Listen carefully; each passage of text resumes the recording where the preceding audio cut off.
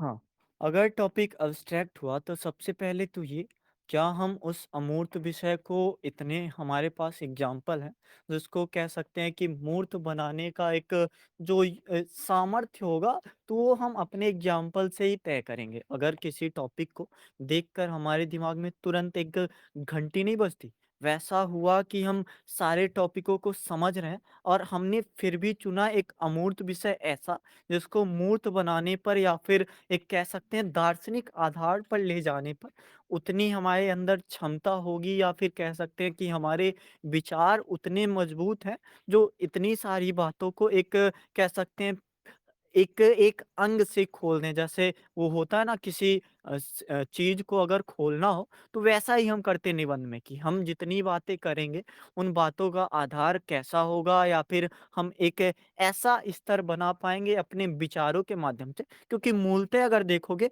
आप टेक्निकल नहीं होंगे। जो अमूर्त विषय होंगे वो सामान्य से होंगे। इसमें आपके एक कह सकते हैं बौद्धिक ज्ञान से ज़्यादा आपके एक वैचारिक ज्ञान की महत्ता थोड़ा बढ़ जाती है। और वैचारिक ज्ञान की महत्व ऐसे कि आपको विचारों से बताना होगा। जैसे कल का चाहे टॉपिक आप देख लो कि जो भविष्य होता है, वो मतलब सपनों क हमें अपने सपनों की उन्नति पर विश्वास रखना चाहिए, चाहे ऐसा वाला टॉपिक या फिर थोड़ा ऐसा कि हमें लग रहा है कि इसको टेक्निकल वे में ले जाएँगे और डॉक्टर या फिर आधुनिक रोगी ऐसी वाली जो मानसिकता है, वो फिर भी अगर कुछ और का कॉन्सेप्ट हमारे सामने आया, तो उस चीज़ को ही हमें एक टैकल करना है। और अगर इसको आपको समझना है और सिंपल सी बातें हैं। अगर हमने समझ लिया कि ये कुछ और वाला भाव सामने लेके आ रहा है, तो हम समझ चुके हैं कि अमूर्त विषय है। और अगर उसमें कुछ भी हमको उदाहरण उतने एग्ज़ैक्ट टाइम पे कि हम सारे जो 8 टॉपिक हैं, अभी कल से हम क्या करेंगे कि जो पिछले साल जैसे 1994 से स्टार्ट करेंगे, तो 8 टॉपिकों में पहले 2 टॉपिक सेलेक्ट करेंगे कि हमारा जो दिमाग है, सबसे पहले किन 2 टॉपिकों पर इतना ज़्यादा सोच पा रहे हैं, जो बाकी 6 टॉपिकों में उतना ज़्यादा एक कह सकते हैं पारंगत नहीं है या फिर कुशल नहीं है। तो ऐसी अगर एक सामान्य सी विचारधारा लेकर चलेंगे, क्योंकि आप देखो आठों टॉपिक पे हम उतने पारंगत होने नहीं वाले हैं, या फिर कह दें कि आठों टॉपिक पे हम समान स्तर का लिखेंगे, ये भी हो नहीं सकता। तो कम से कम हम अपनी जो एक क्या कहते हैं उसको योग्यता है, इसको अगले जो 30 दिन होने वाले हैं, उस 30 दिन में तराशें कि मैं किस टॉपिक पर ज़्यादा परिपक्व हूँ, किस टॉपिक पर मेरे शब्द ज़्यादा परिपक्व है, किस टॉपिक पर एक प्रवाह वाली जो शैली होगी, वो ज़्यादा। जैसे मैं अपना बताऊँ ना, तो अगर कोई अर्थव्यवस्था से जुड़ा हुआ टॉपिक आए या फिर टेक्नोलॉजी से जुड़ा हुआ टॉपिक आए, तो शायद मैं अपने शब्दों से उसको थोड़ा ना सँभाल पाऊँ, जैसा मैं सँभाल लेता हूँ अगर शिक्षा का विषय आए या फिर महिलाओं से जुड़ा विषय आए या फिर समाज से जुड़ा विषय आए या फिर कुछ हद तक दार्शनिक आधार से जुड़ा विषय या फिर अमूर्त विषय आएगा। मुझे अपनी थोड़ी बहुत जो ख़ामियाँ पता है, अगले 30 दिनों में हम अपनी जो ख़ामियाँ हैं या फिर कहें कि अपने जो एक विचार की एक वो होती है ना, क्या कहते हैं, विचार का हमारा जो तरीका होता है सबसे अलग होता है, सबके विचारों की एक जो क्षमता होती है, सबसे अलग-अलग होती है। तो अगले 30 दिन तक हम यही करेंगे, पता करेंगे हर साल के टॉपिक जो 8 होते हैं, उनमें सबसे पहले हमारा काम ये होगा कि चयन करें कि कितने विषय हमारे लिए एक ऐसे रास्ते पर ले जाएँगे कि हम कम से कम उन 1200 शब्दों में उसे बाँधेंगे। पहली बात तो निबंध को बाँधेंगे ऐसा शब्द एक अजीब-सा लग रहा होगा, फिर भी 1200 शब्द में ऐसा बाँधेंगे जो कह सकते हैं बहुआयामी हो या फिर बँधा हुआ ना हो। तो ऐसी कोशिश आगे करनी है। आज फ़िलहाल ये करेंगे कि अमूर्त विषय जितने हमारे सामने आएँगे या फिर कह सकते हैं मैं आपको अभी अमूर्त विषय यहाँ पे जितने हैं, उसका थोड़ा एक अ, प्रारूप आपके सामने रखता हूँ। कि पिछले साल कितने अमूर्त विषय आए हैं और उन पर कैसे एक समझा जा सकता है या फिर वो स्वयं ही समझ आते हैं क्या ये अमूर्त है या फिर इसको देख के लगता नहीं। जैसे 2 दिन पहले का याद करो आप, बिल्कुल वो एक अमूर्त विषय था, लेकिन देखने से लग नहीं रहा था। तो ऐसा ही हमें प्रयास करना है कि हमको देखने से भी लगे, समझने से भी लगे। और अगर हम देख समझ कर सारी चीज़ों को कर ले पा रहे हैं ना, तो विषय उतना ज़्यादा कठिन होने नहीं वाला है या फिर कहें कि हम एक स्तर तक क्योंकि फ़िलॉसफ़ी तो हमारा जो सब्जेक्ट है यहाँ पे जितने भी होंगे मैं वैसा नहीं कह रहा, लेकिन लगभग फ़िलॉसफ़ी से हम लोग थोड़ा तो दूर ही हैं। तो अगर दार्शनिक आधार अपने निबंधों को देना है, तो कम से कम विचार करेंगे और दर्शन शास्त्री भी होते हैं, तो वो प्रश्नों के करीब पहुँचते हैं, ना कि प्रश्नों का उत्तर ढूँढ पाते हैं। तो हमें अपने स्तर के आधार पर प्रश्नों के करीब पहुँचना है। तो ऐसा ही प्रयास आप जो भी टॉपिक बोलोगे मैं यहाँ पे भेजता हूँ। लगभग पिछले 30 सालों में 30 से अधिक ऐसे टॉपिक आए हैं जो आपको बताएँ कि ये दार्शनिक आधार पर आपको मैं अभी केवल 8 टॉपिक आपको भेजता हूँ। 8 या 9 टॉपिक जिससे थोड़ा समझेंगे कि कैसा एक आधार होने वाला है या फिर कैसा एक वो प्रारूप हम निर्माण करेंगे। जस्ट वेट, मैं अभी भेजता हूँ। आप लोग थोड़ा इस पे विचार करना।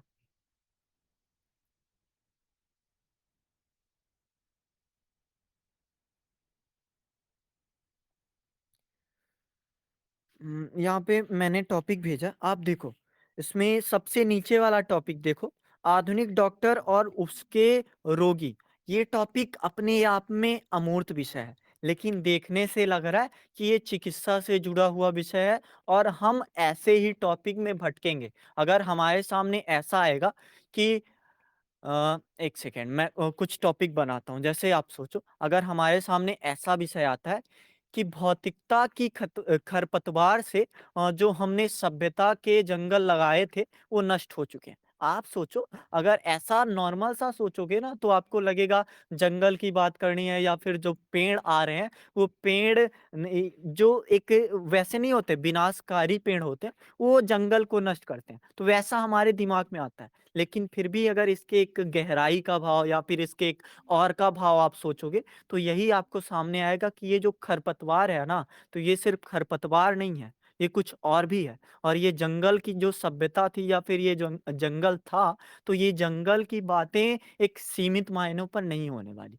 और यही सीमितता अगर हम दूर कर ले गए या फिर यही अमूर्तता को हम मूर्तता के पास अपने उदाहरणों से, कविताओं से, टॉपिकों से या फिर जो भी आप चर्चाएँ करना चाहते हो, उन चर्चाओं से करीब तक ले गए तो काफ़ी हद तक हम एक सफल हो सकते हैं। आप इसमें बताओ जो भी आपको टॉपिक इसमें समझ आए पहले तो सबसे पहले ये करेंगे, चयन करो आप कि इसमें से आपको 2 टॉपिक लिखना है और 2 टॉपिकों में आप कौन-सा विषय चुनोगे, जिसके करीब तक पहुँच पाओ या फिर जो आपको लगे कि ये मेरे लिए आसान है, तो आप इसमें सबसे पहले चयन करो। अगर हमने चयन करना सीख गए ना, तो काफ़ी कुछ मदद होने वाली है और कल से हम यही करेंगे। कल 1994 का टॉपिक होगा पूरा, आप चाहो तो उसपे काम भी कर सकते हो, नोट्स बना सकते हो। प्रॉपर नोट्स वैसे कि जितने टॉपिक है उसपे स्ट्रक्चर क्या-क्या बन सकता है, आपके नोट्स भी तैयार हो जाएँगे। शायद मैं अगर सही हूँ तो 30 दिन में 8-8 टॉपिक और 8 टॉपिक कभी-कभी होते भी नहीं थे, 6-7 टॉपिक। तो लगभग हम 250 टॉपिक के आस-पास पहुँचेंगे क्योंकि इस बार का भी पेपर अगर मिला लें और 250 टॉपिकों में केवल हमने एक सोचा हुआ है। तो निबंध यही है कि हम रट्टा नहीं मारे, हम सोच के वहाँ तक जाएँ और अगर सोच के वहाँ तक गए, जैसा अभी आप लिखोगे, वैसा ही आपका विचार बन चुका है और उस विचार को निर्माण करने की प्रक्रिया आज से ही शुरू हो गई है और 30 दिन तक लगातार हम ऐसा करेंगे। कोशिश करेंगे 2 अच्छे टॉपिक लगे, तो कम से कम 2 पे स्ट्रक्चर बनाया जाए, बाकी यहाँ पे कुछ बातें होंगी, शायद किसी और ने जो टॉपिक चुना हो, वो टॉपिक दूसरा होने वाला है या फिर शायद जो आप टॉपिक चुन रहे हो, उस टॉपिक पर कोई दूसरा दूसरी तरह से सोच पा रहा है। तो वही चीज़ें हैं, एक विचारों का जब आदान-प्रदान होगा, तो उस आदान-प्रदान से शायद परिपक्वता आ पाए या फिर कह दें कि शायद हो सकता है कि हम उस स्तर पर पहुँच पाएँ, जिस स्तर पर यूपीएससी हमको पहुँचाना चाहती है या फिर नहीं भी पहुँच पाएँ, तो कम से कम हमको टॉपिक ध्यान में रहेगा कि ये टॉपिक हमने किया है और 2025 में भी ऐसा मिला-जुला रूप क्यों पूछ लिया गया? तो ऐसी चीज़ें थोड़ा हमको सोचनी है और फ़िलहाल अभी करते हैं, इस टॉपिक में आप सोचो, कोई-सा भी टॉपिक ले लो, इसमें कौन-सा टॉपिक हम अभी डिस्कस करें और कौन-सा टॉपिक फिर आपको लगता है कि आप कर पाओगे? जो भी हो कमेंट कर दो या फिर बोल दो आप, उस पे थोड़ी बातें करते हैं। सर जो वो आधुनिक डॉक्टर उसके रोगी थे तो कर चुके हैं ना? बिल्कुल। तो और सर एक है जो सत्य जिया जाता है, सिखाया नहीं जाता है, तो उसको मतलब थोड़ा। हाँ, आप इसको करोगे तो आप बताओ, अब इसको करोगे तो क्या आप इतना मतलब एक वैचारिक स्तर पर इसको कहाँ-कहाँ ले जाओगे या फिर क्या-क्या बातें करना चाहोगे? ज़रा थोड़ा हिंट बताइए। जैसे मैं बस एक ये सलाह दे रहा हूँ, आप जिस भी टॉपिक को चुनो ना, बस ये हो कि उसको देखते ही आपके दिमाग में लगभग 3-4 बातें आ जाएँ, 3-4 सवाल आ जाएँ और 1-2 अगर कविताएँ नहीं भी आई, तो आपका अगर एक लेखनी का परिपक्वता है या फिर प्रवाह बना है, तो उतनी दिक्कत नहीं होती। क्योंकि वहाँ पे अभी जो हम लोग काम करते हैं, तो हमको याद है कुछ कोटेशन हमने एक कह सकते हैं कि कहीं से ले लिए, तो वैसा थोड़ा और अच्छा बन ही जाता है। लेकिन अगर हम वहाँ पे एक यूपीएससी की टेबल में लिखने जाएँगे, तो हमारे विचार ही हमारी कविताएँ भी होंगी, हमारी कहानियाँ भी होंगी, हमारे उदाहरण भी होंगे। तो थोड़ा हमें इस स्तर पर भी काम करना है कि अगर कम ही पड़ रही है विचारों की, कविताओं की, एक कोटेशन की, तो हमारे जो लिखेंगे या फिर जो हमारे शब्द होंगे, ऐसे एक इस स्तर पर हों कि सारी बातें बताते चले जाएँ। तो आप बताओ जैसे इसमें यूनिक जी बोल रही है फर्स्ट वाला बचपन भूल है, यौवन संघर्ष है, तो बुढ़ापा पश्चाताप। बढ़िया, इस पे आप क्या-क्या सोच पा रहे हो ज़रा बताइए?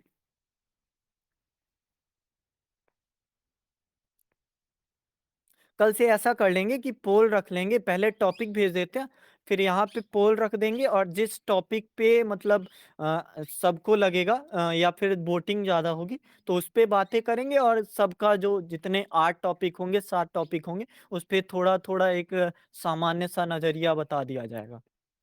तो अभी फ़िलहाल आप बताओ जो भी आपको लगे इसमें बताया जा सकता है। मुझे ना अगर मैं बताऊँ तो सबसे पहले तो टॉपिक को चुनना थोड़ा दूर की बात, पहले वैसी बातें कर लेता हूँ। देखो 1995 का जो टॉपिक सामने आया है, निष्काम बौद्धिक जिज्ञासा, यथार्थ सभ्यता का जीवन रहस्य। तो आप देखो ना, जिज्ञासा वर्ड यहाँ पे आया, यथार्थ वर्ड आया, सभ्यता वर्ड आया। अब आप ज़रा 2024 का अभी जो पेपर हुआ है, एक ज़रा विचार करो। विज्ञान का सच्चा सिपाही वही है जो सवाल पूछता है और यहाँ पे क्या है निष्काम बौद्धिक जिज्ञासा यथार्थ सभ्यता का जीवन इसमें थोड़ा कंट्रोल कर दिया कि हमें जो काम युक्त जिज्ञासा है वो नहीं करना बल्कि एक कह सकते हैं कि काम से रहित जिज्ञासा निष्काम जिज्ञासा है वही यथार्थ सभ्यता का रहस्य है। हम अक्सर सोचते हैं कि पारिवारिक संबंध हो जाएं, सामाजिक संबंध हो जाएं, ये सारी चीजें एक सभ्यता होती है या फिर समाज है, संस्कृति है। लेकिन अगर वास्तव में सोचा जाए तो सभ्यता का जो मूल मकसद होगा, जो यूपीएससी दिखाना चाहता है, मूल मकसद होगा वो निष्काम बौद्धिक जिज्ञासा से एक परे जाएगा और उस परे जाने पे ही वो यथार्थ या फिर कह सकते हैं अगर इसको इंग्लिश में देखोगे तो अ ट्रू के अकॉर्डिंग आएगा, लगभग सत्य के करीब है। तो ऐसा ही हमको सोचना है कि ये टॉपिक अगर मिक्स हो रहा है, मैं ये बात नहीं कर रहा इसमें क्या लिखना है, क्या नहीं लिखना है। मैं ये बात कर रहा हूँ आप 1995 देखो और इतना पीछे रिपीट कर रहा है यार, तो हम तो फिर कर क्या रहे हैं? हम नए टॉपिक कर क्यों रहे हैं? हम अगर पुराने टॉपिक ही करने हैं तो 3 घंटे मिलेंगे, 3 घंटे में केवल 2 टॉपिक करने और इतना पुराना अगर रिपीट हो रहा है तो फिर तो हमारी कह सकते हैं कि अगर हमने इस पे काम किया है तो समझ लो 2025 वाले पे भी काम किया है। और यही है, अमूर्त विषयों में सबसे बड़ा लाभ यही है कि उसका भाव ज़्यादा से ज़्यादा कह सकते हैं कि जितने टॉपिक यहाँ पे दिए गए हैं, सबका भाव एक-दूसरे से लगभग करीब-करीब मिलता होगा और हो सकता है ज़्यादा से ज़्यादा 10 टॉपिक से ऊपर नहीं जाएँगे।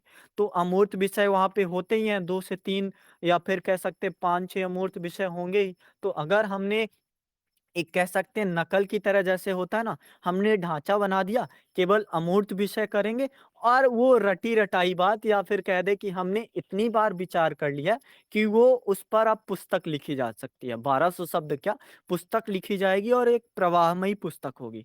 तो आप लोग जो भी अभी सोच पा रहे हो, जैसे फर्स्ट पर आप अगर सोच पा रहे हो तो कुछ बताओ कि क्या इस पे लिखा जाएगा, क्या नहीं लिखा जाएगा? वैसी थोड़ी भी बात बता सकते हो?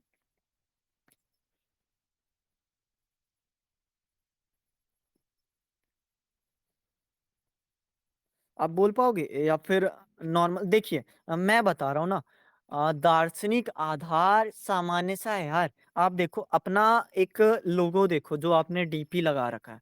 ये डीपी भी एक और का भाव बता रही है। ये बता रही है कि जो पिंजड़ा है इससे पंछी आज़ाद हुआ। और अगर सोच पाओ तो जो पंछी पिंजड़े में था ही नहीं, वो कह सकते हैं मैंने एक शायद लाइन लिखी थी या फिर कोई ऐसे लिखा था, उसमें मैंने डाला था, स्वतंत्रता वास्तव में वही जानेंगे जो परतंत्रता को महसूस किए होंगे। और वास्तव में इस चिड़िया से अधिक कोई भी एक कह सकते हैं स्वतंत्रता नहीं जान पाएगा। चाहे वो पंछी आज़ाद वाला हो या फिर चाहे वो पंछी नवीन अभी-अभी पैदा हुआ हो। तो वैसी ही बातें हैं कि अगर हम अपने विचारों को उड़ने देंगे, तो हमको हर चीज़ में एक दार्शनिक आधार मिलेगा और दार्शनिक आधार सामान्य-सा नहीं होता। वो सामान्य दिखता है या फिर प्रश्न सामान्य दिखते हैं, पर प्रश्नों के जवाबों को पूरी तरह से एक कह दें कि सार्थक बना लेना, बिल्कुल सिद्ध कर देना, कोई दर्शन शास्त्री भी नहीं कर पाए। और अरस्तू जैसे विचारकों ने भी यही कहा कि अगर जो सिद्धांत है, वो वैयक्तिक है या फिर कह दें कि किसी एक मनुष्य का है, तो सिद्धांत है ही नहीं। क्योंकि सिद्धांत में आप समझो ना ये विचार कह सकते हैं सर्वशाश्वत होगा या फिर सर्व स्वीकृत में होगा। तो इस चीज़ों को अगर हम सोच पाएँगे, अगर एक कह सकते हैं हम अपने विचारों को थोड़ी-थोड़ी ढील दे पाएँगे, तो हमारे वाक्यांश इतने मजबूत होने वाले, कि उस पे थोड़ी बातें करेंगे। तो पहले पे बात करें या फिर जो जो टॉपिक आप लोग बोलो, मैं किसी टॉपिक पे परिपक्व नहीं हूँ। मैंने शायद 1-2 टॉपिक लिखे होंगे इस पे या फिर नहीं भी लिखे हैं। पर फिर भी कोशिश करेंगे कि जो एक आधार होगा या फिर जो लिखा जाना चाहिए, वो लिखा क्या-क्या जा सकता है या फिर कैसे लिखा जा सकता है। तो आप लोग जो तय करो तो उसी पे बातें करते हैं।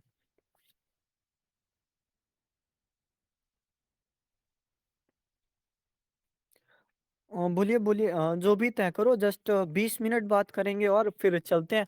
कल से यही है कि कल मैं भेज दूँगा कि 1994 में कितने टॉपिक आए और फिर एक आप उसको समझ लेना कि इंग्लिश में भी भेज दूँगा, हिंदी में भी भेज दूँगा। उसमें आप चुनना पहले और उतना टाइम नहीं देना, नॉर्मल सा टाइम आप देना कि एक 20 मिनट स्ट्रक्चर बनाने में। अगर लिख रहे हो 30 दिन लगातार 30 ऐसे, तब तो वो बहुत ही अच्छी बात है। और नहीं भी अगर लिख रहे हो तो थोड़ा-थोड़ा स्ट्रक्चर बना लेना कि कैसे क्या-क्या लिखा जा सकता है। तो आप बताइए किसमें कौन से टॉपिक पे बात हो? जैसे 1997 वाला टॉपिक तो हमने कर ही लिया है और हाँ, जो भी हो आप बताओ। क्या चल रहा है? मिरर जी, जी। बोलिए। सर कौन ये सा वाला टॉपिक चल रहा है? टॉपिक आज चूज़ करने को दिया है और कल से भी ऐसे ही होगा कि चूज़ करके जो भी है उस पे बात करते हैं। अच्छा, यहाँ फर्स्ट लिखा हुआ है इन्होंने तो। हाँ, इन्होंने फर्स्ट चूज़ किया है और ऐसा ही है ना सर कि हम जिस टॉपिक पे मजबूत हैं, क्यों ना उसी टॉपिक को चूज़ करें। ऐसा यूपीएससी खुद ही ऑप्शन दे रहा है कि 8 टॉपिक है, अपने हिसाब से चुन लो जो आप जिसमें मजबूत हो, जिस तरह आपके विचार जाते हैं, उधर जाना चाहते हो तो चले जाओ। तो ऐसा ही हम लोगों के साथ है। अगर मैं बताऊँ तो इसमें तो मुझे इसको 1995 वाला टॉपिक जितना हम अपने कर्म को निर्धारित करते हैं, उतना ही हमारे कर्म हमें निर्धारित करते हैं। तो ये टॉपिक आप सोच सकते हो इसमें कितने आधार होंगे या फिर कैसा एक जैसे आप याद कर पाओगे तो एक जो कुम्हार होता है ना, तो वो जैसे घड़े को पीटता है या फिर जैसे उसको एक आकार देता है, वैसा ही उस मटके का आकार बनता है। तो इसी परिप्रेक्ष्य में अगर इसको मूर्तता देने का प्रयास करेंगे, तो सारे आयाम अपने आप में ही एक लगेंगे कि ये तो अमूर्त विषय था ही नहीं। तो पहला वाला थोड़ा बताऊं, थोड़ा कुछ। जी सर, पहले ही करते हैं। तो बचपन, यौवन वगैरह। जी, जी। बचपन, कह रहे बचपन भूल है, यौवन संघर्ष तो बुढ़ापा पश्चाताप। तो बचपन बचपन एक ऐसा अध्याय होता है जो मासूमियत और अनजानेपन से भरा होता है। अगर इस समय को सही दिशा में नहीं मोड़ा जाए तो यह केवल यादों की भूल बनकर रह जाता है। यौवन जीवन की वह धारा है जहां हर कदम संघर्ष और मेहनत से भरा होता है। यह समय केवल सपने देखने का नहीं है, बल्कि उन सपनों को साकार करने का और पसीना बहाने का भी है। अगर इस समय को आलस्य, मोह, माया या असमंजस में गवा दिया जाए तो यह जीवन का सबसे बड़ा अफ़सोस बन जाता है। और बुढ़ापा यह बीते समय की एक छाया के रूप में सामने आती है। यह वह समय होता है जब जीवन के कर्मों का लेखा जोखा होता है।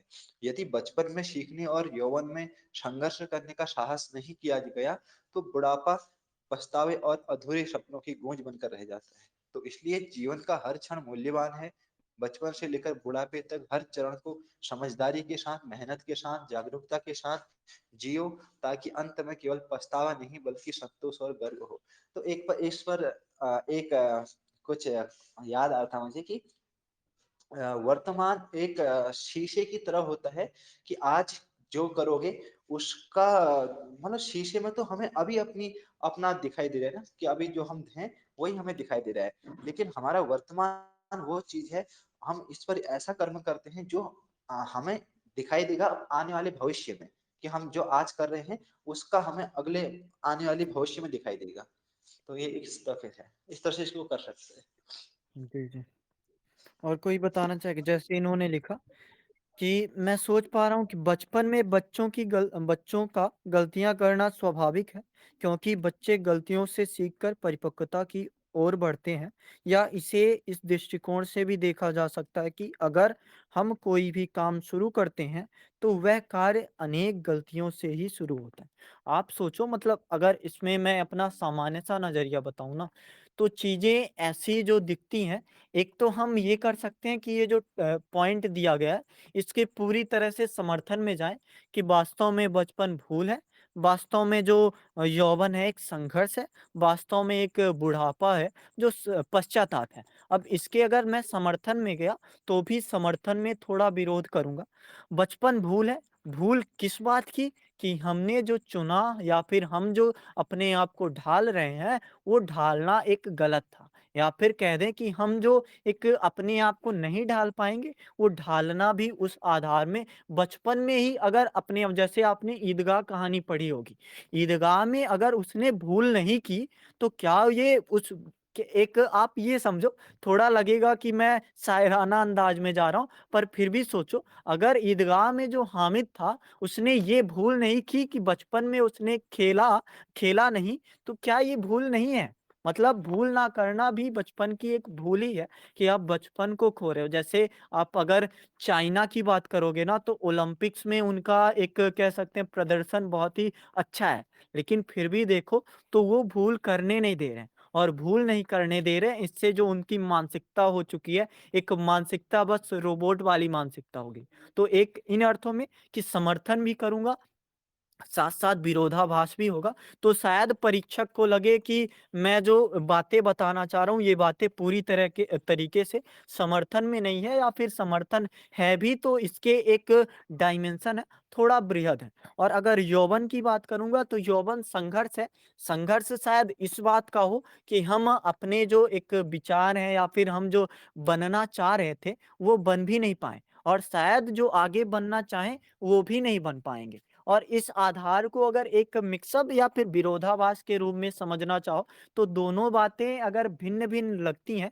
कि अगर कोई इंसान संघर्ष इस आधार पर कि वो संघर्ष कर ही नहीं रहा है, वो खुद से संघर्ष नहीं कर पा रहा है, ऐसा संघर्ष, तो आप सोचो मानसिकता वाला संघर्ष या फिर अंतर्द्वंद का संघर्ष या फिर जितने भी डायमेंशन सोचे जा सकते हैं। एक युवा की ज़िंदगी में जितनी दिक्कतें आएँगी या फिर जितनी समस्याएँ आएँगी, या तो समस्याएँ इस आधार पर आएँ कि सरकार ने उसको रोज़गार नहीं दिया या फिर वो कॉम्पिटिशन नहीं कर पा रहा या फिर वो दिक्कत इस प्रकार से आएँगी कि वो कॉम्पिटिशन करना नहीं चाह रहा या फिर वो संघर्ष लेना नहीं चाह रहा। तो वो संघर्ष नहीं ले रहा है तो फिर भी संघर्ष उसको माना जाएगा और वो संघर्ष का जो आधार होगा वो संघर्ष का आधार दूसरा है।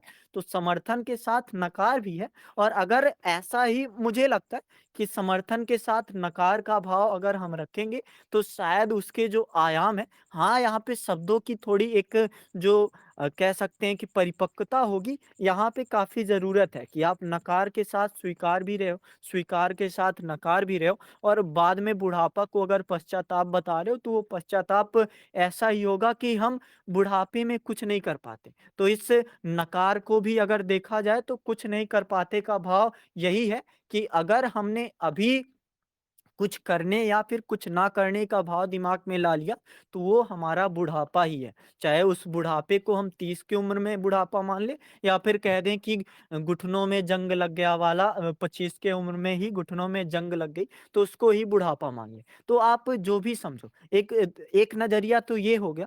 दूसरा नज़रिया अगर देखूँ, तो इसका हम पूरी तरीके से अगर विरोध करेंगे, एक ऐसे भाव में कि बचपन भूल नहीं है।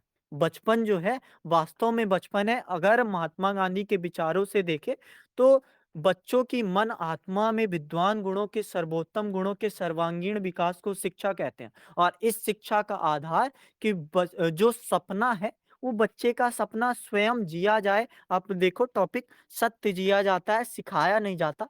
तो सिखाया नहीं जाता वाला भाव अगर हम रखेंगे तो उस भाव में भी इस बचपन भूल है को पूरी तरीके से नकार सकते हैं और शायद अगर शब्दों में इतनी जान होगी या फिर शब्द हमारे इतने प्रभावी होंगे, तो इस बात को भी नकार सकते हैं कि बचपन भूल तो है, लेकिन हर एक के लिए भूल नहीं है और अगर हर एक के लिए भूल नहीं बनी, तो आगे जो संघर्ष होने वाला है, वो हर एक के लिए संघर्ष नहीं बनेगा और आगे जो पश्चाताप होगा, वो पश्चाताप नहीं होगा। फिर भी अगर मिला-जुला रूप पूरी तरीके से देखें, तो एक बात ऐसी है ना कि बचपन खेल में खोया, जवानी देख कर रोया, ऐसा कुछ एक कोटेशन होगा, आपको शायद याद हो।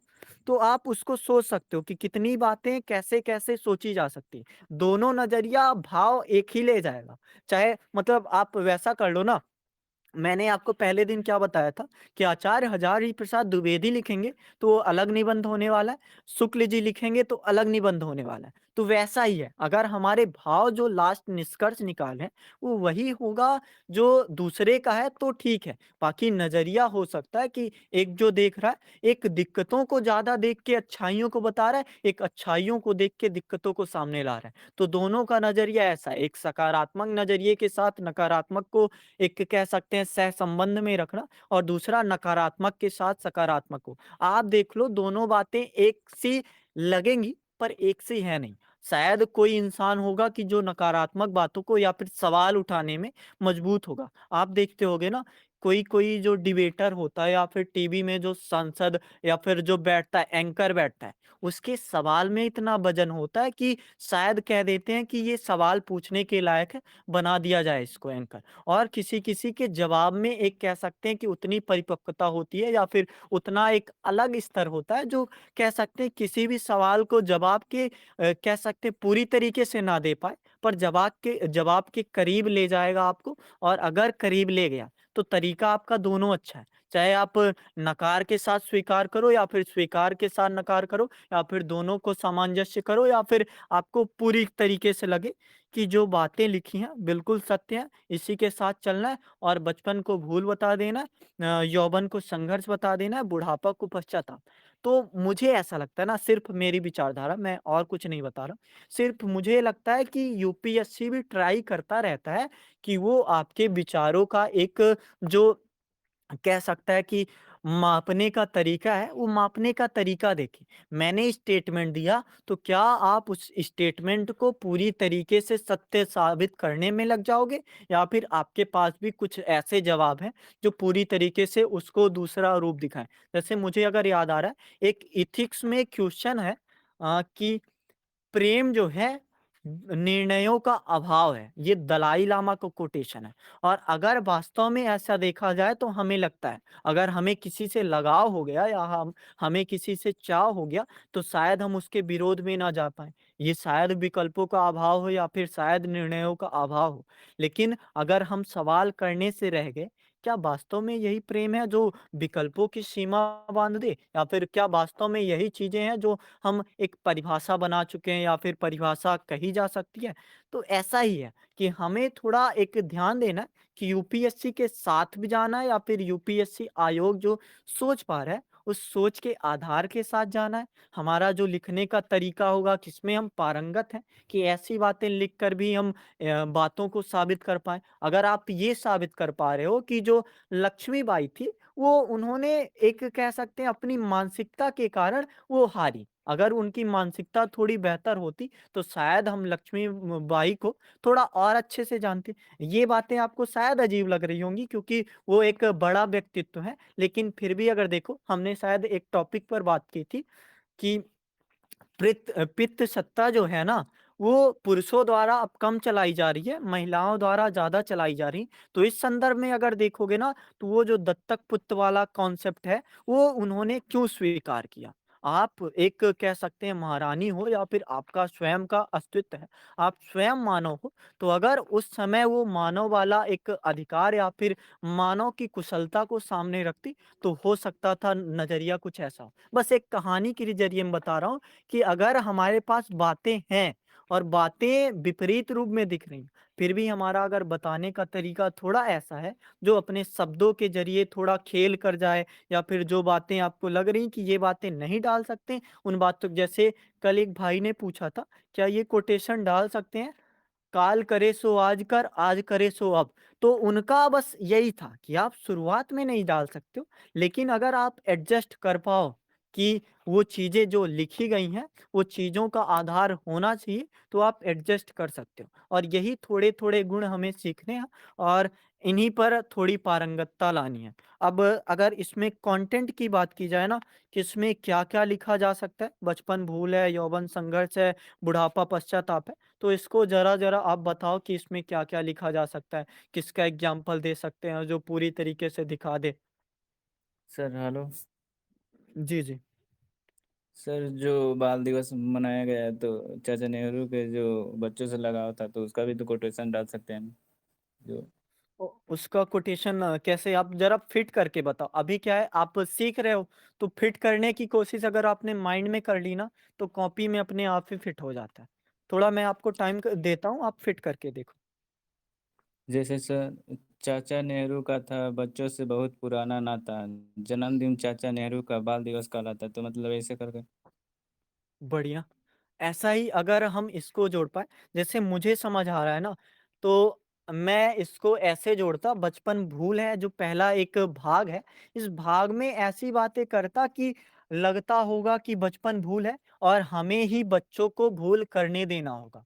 भूल ऐसी कि वो ना डरें गलतियाँ करने से, भूल ऐसी कि वो अवसरों को प्राप्त करने से ना डरें, भूल ऐसी कि वो हार से ना डरें, भूल ऐसी कि वो चोट से ना डरें। और ऐसी ही भूल करके अगर वो आगे बढ़ेंगे, तो शायद वो संघर्ष जो युवापन में होने वाला है, शायद ये संघर्ष होगा उनके ख्वाबों से एक ख्वाब से दूसरे ख्वाबों में फांदने का, शायद वो संघर्ष होगा उनके एक विचारों से दूसरे विचारों तक जाने का, शायद वो संघर्ष होगा उन्हें उनके बुढ़ापे में पश्चाताप और एक खुशहाली के बीच का। तो ऐसा ही थोड़ा कनेक्ट करके अगर ले जाएँगे, तो सारी बातें मिक्सअप होंगी और सारी बातें मिक्सअप होकर एक निष्कर्ष अच्छा बन पाएगा, चाहे आप मेन पार्ट में उसको फिक्स कर पाओ या फिर चाहे आप जहाँ भी फिक्स कर पाओ, वो आपका तरीका होगा क्योंकि सबके विचार होते हैं ना, किसी का विचार होता है कि वो इस भाव को ज़्यादा बेहतर तरीके से दिखाता है, वही हमको पहचानना है और अगर वही हम पहचान गए, तो काफ़ी कुछ एक अच्छे तरीके से सोच पाएँगे और एक अच्छा तरीका ही हमें बताएगा कि निबंध में कैसे 160 नंबर तक आते हैं। शायद मैंने ये बड़ी बात कर दी, लेकिन अगर हम काम करते रहेंगे तो निबंध भले हो प्रतिभा का विषय, लेकिन हम कुशलता ला लेंगे अभ्यास से भी। तो अब कोई और बताए इसमें और क्या लिखा जाएगा? जैसे चाचा नेहरू जैसे तो हो गए। एक जी, मानसिकता रहता है, जैसे मतलब यूना पर आने पर जैसे पछतावा होता है कि अब बचपन ही ठीक था, तो मतलब हाँ, उसको हाँ। कैसे नज़रिए से देख सकते हैं, तो उसको भी कैसे मतलब ऐड कर सकते जी, जी। इसको तो बिल्कुल मुझे ऐसा लगता है ये बातें एक ऐड करनी जैसे मैंने बताया ना कि वो संघर्ष कैसा? क्या वो संघर्ष परिश्रम वाला क्या वो संघर्ष ऐसा कि वह तोड़ती पत्थर वाला नज़रिया, आप देखो वह तोड़ती पत्थर शायद आपने एक कविता पढ़ी हो, तो उसमें उसका जो संघर्ष होता है, एक धूप में वो कार्य करने का संघर्ष और सामने जो एक बिंब बना रहे या फिर जो लेखक स्वयं खड़ा है, उसका संघर्ष या फिर उसका एक अंतर्द्वंद हो गया कि शायद ये मुझे समझ रहे, मैं इसको बुरी नज़र से देख रहा हूँ। तो एक ऐसी विचारधारा और उसके अलावा भी अंतर्द्वंद की बात हो गई या फिर आपने जो अभी बताया कि हम पश्चाताप क्या कहते हैं यौवन में ही करने लगते हैं कि हमने बचपना खो दिया और शायद मैं अपना बताऊं खुद का अनुभव क्योंकि अभी तो मैं उस अवस्था में हूं कह सकता हूं तो मुझे भी पछतावा है अपने बचपन खोने का। तो यही होता है कि पछतावा ना हो, वो जो मेमोरीज हों, वो जो यादगार बातें हों, वो यादगार बातें आपके साथ बनी रहें और अगर वो यादगार बातें आपके साथ बनी रहती हैं, तो शायद आपको पछतावा नहीं होने वाला है। तो इसको ऐसे जोड़ सकते हैं, मुझे ऐसा लगता है। और कोई उदाहरण या फिर और कोई कल्पना? कोशिश करिए, आप कोशिश करोगे ना तो यहाँ पे कुछ नहीं, अगर एक बात है रिकॉर्डिंग की तो रिकॉर्डिंग लोग सुनेंगे तो वो शायद सीखें अपनी गलतियों से। हम जो गलतियाँ कर रहे हैं शायद वो उन गलतियों से सीखें और सबसे बड़ी बात है ना गलतियों से ही सीखा जाता है। अच्छी बात अगर कोई आपने अच्छा आंसर लिखा होगा, देखा होगा आपने जस्ट गुड, वेरी गुड ऐसे लगे रहो, उसमें आप उतना नहीं सीख सकते जितना आप सीख सकते हो कोई आंसर अगर हम गलत लिख के सामने है तो पूरा नज़रिया जो सामने वाले का होता है, उसमें ज़्यादा बेहतर तरीके से। तो आप कोशिश करो और जस्ट कोशिश से ही आप एक उस स्तर पर जाओगे कि हम दार्शनिक जो निबंध होंगे, उसमें भी अपना दर्शन हमारा थोड़ा-थोड़ा बिना फिलॉसफी पढ़े दर्शन आ ही जाएगा।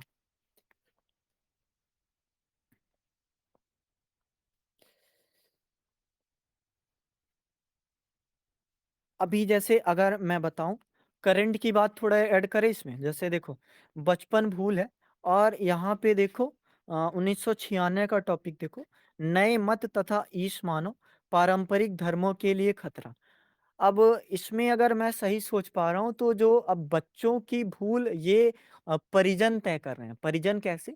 जैसे नाम तो नहीं लेना चाहिए, लेकिन कुछ ऐसे सन्यासी बना रहे हैं जो बचपन से चाहे जैन धर्म में हो, जो मतलब बच्चों को एक सन्यास रूप उनके कह सकते हैं अल्प आयु से ही तय कर देते हैं कि तुमको सन्यासी बनना है। या फिर वो एक ऐसा रूप जो वर्तमान समय में क्या बोलते हैं उसको सोशल मीडिया का दौर आ गया जिसमें बच्चों को संत बना दिया जाता है या फिर बच्चों की जो एक कह सकते हैं उनके भोलेपन को ही प्रभु का रूप दे दिया जाता है या फिर उनको ईश मानव बना दिया जाता है। तो ये ईश मानव बना देना वो बच्चे की भूल है या फिर उनके परिजनों की भूल है या फिर वो हमारे यौवन की भूल है कि हमने अपने बच्चों को भी नहीं छोड़ा और अपना तो बचपन खो ही दिया, साथ-साथ इनका बचपन भी खो जा रहे हैं या फिर कह सकते हो आप छीन रहे हैं। छीन रहे हैं शब्द थोड़ा और अच्छा महसूस होगा। तो ऐसा आप सोच सकते हो या फिर और कुछ आपको सोचना हो। जैसे टॉपिक देखकर मुझे अगर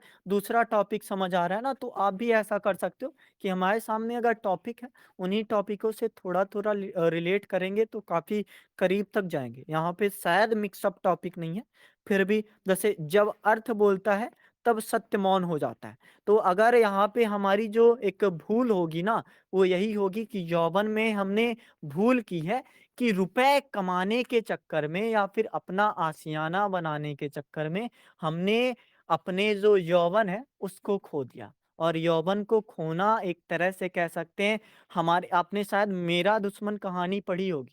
उसमें यौवन का संघर्ष यही आपको सामने लाएगा कि जो एक इंसान है वो अपना ही दुश्मन अपने आप को मानता है कि मैं अपना ही दुश्मन हूँ और उस दुश्मन का परिणाम यही होता है कि यौवन संघर्ष बनता दिखता पड़ता है या फिर यौवन जो है हमारी भूल बन जाता है और अगर उसी भूल को हमें दूर करना है तो हमें ये जो अर्थ वाली चीज है अर्थ को मौन रहने देना है और सत्य को बोलने देना है। सत्य ऐसा कि तुम जो कर रहे हो इसका परिणाम ऐसा होगा। टॉपिक नंबर 5 देखो, जितना हम अपने कर्मों को निर्धारित करेंगे, उतना ही कर्म हमें निर्धारित करेंगे और अगर हम बचपन को भूल ना बनने देंगे, भूल ऐसी कि हम गलतियाँ करने से ना रुकें। हमको टोका ना जाए बल्कि हमको सिखाया जाए, ऐसी भूल से करने से बचेंगे। हमारा यौवन में संघर्ष ऐसा होगा कि हम आगे बढ़ रहे हैं और आगे और बढ़ने का संघर्ष करें। हमारा बुढ़ापा में पश्चाताप ऐसा होगा कि हम जो अभी प्राप्त कर पाए हैं, उससे अभी भी कुछ और प्राप्त कर सकते हैं। आप चाहे अल्बर्ट आइंस्टाइन का उदाहरण दे सकते हो। 70 की उम्र में उन्होंने कुछ नए आविष्कार और किए थे, जो शायद उनको पश्चाताप रह जाता मृत्यु के बाद। और अगर एक कविता आप ऐड करना चाहोगे, तो मैं 1 सेकंड एक कविता बताता हूँ।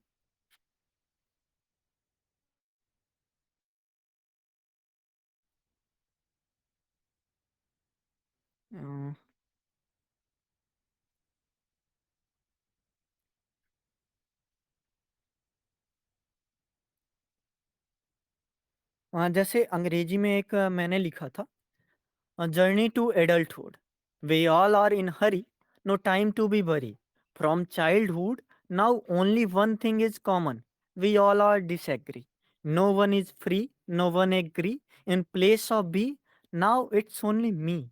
Sometime we think why we are changed. In front of known person, why we being strange. Can we help someone? Is it beyond my range? Why our every morning, noon and night in hurry? Why we are not safe? We are not in worry. All want success, all want climb. Every second we pretend we have no time. We forgot everything in earn of dime, day or night, dim or light, in ignoring someone. We all are in our prime. I know everything. I can't say sorry. What are you expecting from I and me? You can go now. If you are in hurry, why we act like that? Why we are not worried? Just be a human. Don't try to be God. Don't say anything.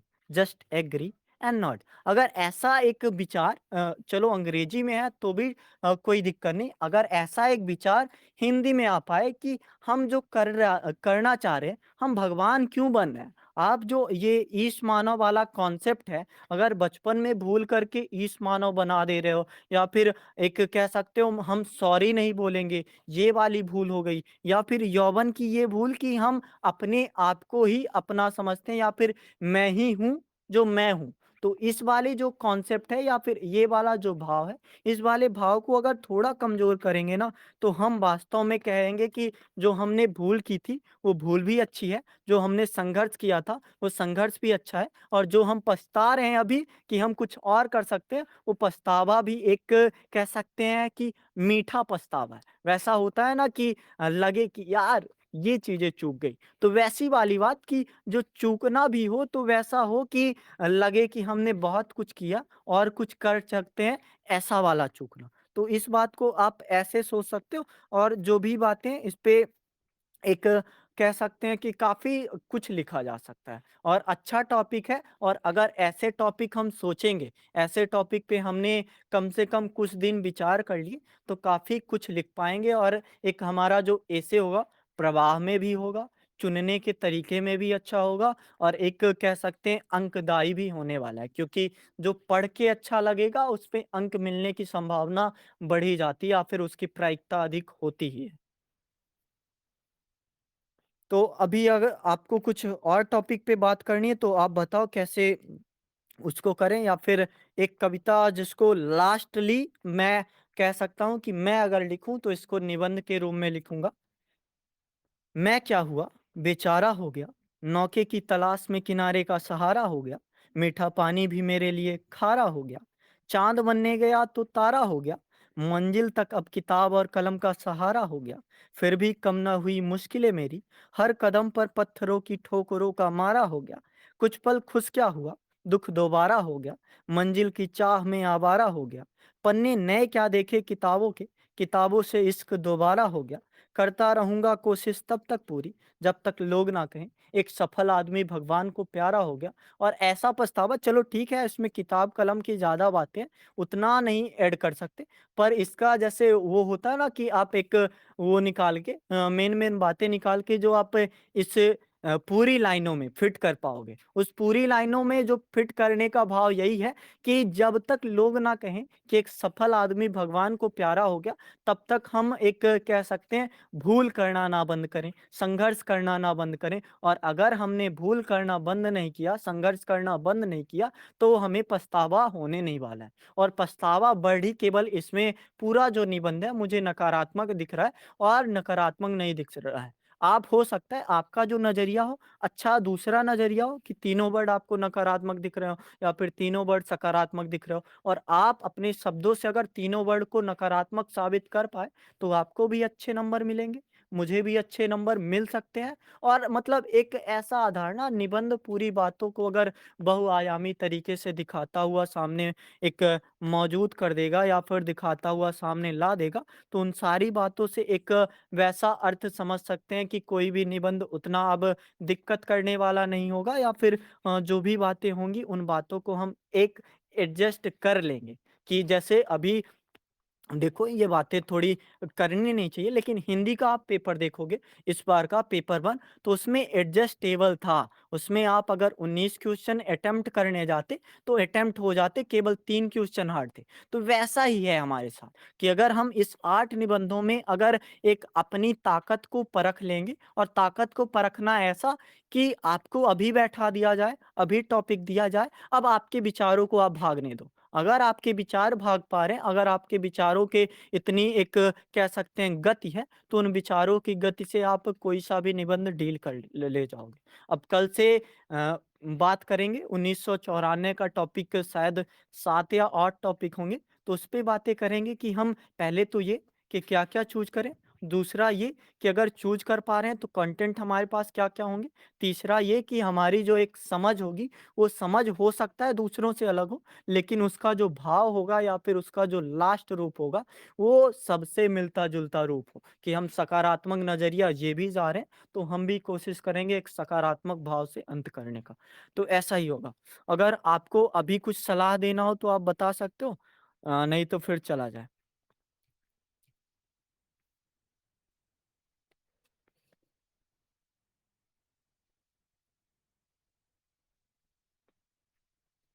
कुछ और बताना है आपको, या फिर कल से फिर शुरू करते हैं अपनी एक कह सकते हैं अभी जो एक 10 दिन हम लोगों ने बात की ना, शायद ये 9वाँ दिन है।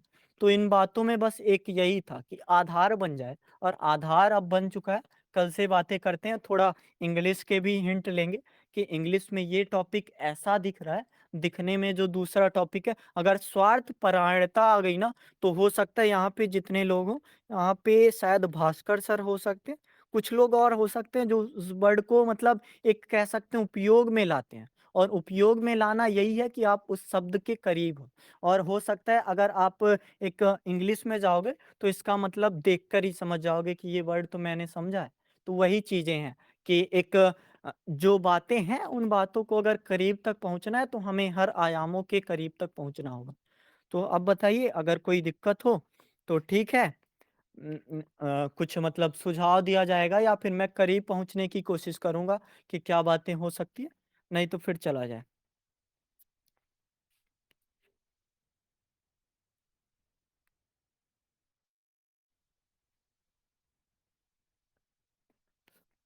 रिकॉर्डिंग ऑफ कर दूँ? आप कर दो। जी, जी।